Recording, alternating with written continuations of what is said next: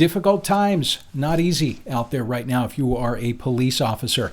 The good news is there are many loan programs that are available to help transition out of that career and into a business or a franchise. And franchising can actually provide this structure and support that helps new business owners succeed. And certain franchises, they're good options for ex-police. We're going to take a look today on Franchise City. We'll be discussing sensitive topics in the video today relating to crime scene cleanup. So if you don't want to hear that type of subject matter, feel free to click away. Yeah, being a police officer, I don't think it's ever been more difficult. And I expect that there's no shortage of officers considering moving into another career or starting their own business. We've had many calls here at Franchise City over the past few weeks.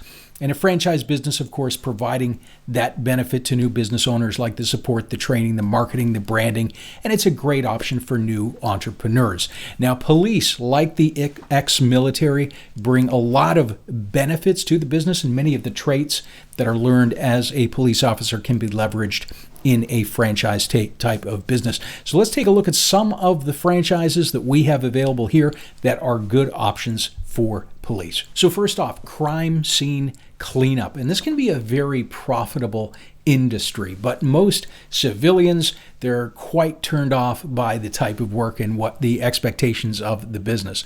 So it can be quite lucrative. It's not unusual for a cleanup that might take a couple or a few hours to bill in the thousands of dollars. This is also a very fragmented market. There's not a lot of big names in the industry. So a franchise can provide this standardized model that most of your customers will prefer. And you're going to be providing services like suicide, homicide cleanup, decomposition, undiscovered cleanup. So someone passes away, the body's not discovered for quite some time. And yes, the body's gone, but there's still cleanup required after that. Blood, biohazard cleanup, odor removal, emergency vehicle decontamination, jail cell cleaning, even hoarding or clutter cleanup, or meth lab recovery. So a lot of services that these type of businesses provide. And keep in mind that this type of business, it's a need. It has to get done. It's not a want. So it's completely recession proof. So the ideal candidate for this business is someone who's not only okay with the cleanup itself, but they should also be good with people and developing business relationships. So your client base is going to include the homeowner, FBI and governmental agencies, property management companies, police and fire departments, medical examiners or coroners, similar types of agencies like that. So part of building this business is, of course, developing relationships with these groups. So you should have some of those social skills or abilities. Now with homeowners, this is usually a very difficult time for them. It's quite tragic. So being caring and compassionate can also be a huge plus. Your total investment for this type of business is about $80,000 to $120,000. Financing is available, and if you do have a job in place, we actually have no money down financing available. You can give your Franchise City broker a call for details. Next up, a security type of business, great for ex-officers and can also be quite profitable. Now, security revenues, they've increased substantially. This industry looks really, really good.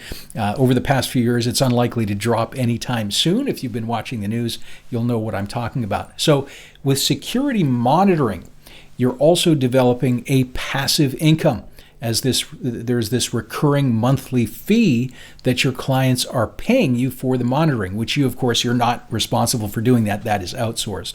So as you build up your accounts, your security accounts, you're also building a significant saleable asset, which you can sell at any time if you decide to exit. Now, the more accounts you manage, you've built up, the more your business is worth. Again, with this type of business, you should have some social skills as well as you're presenting to businesses and homeowners.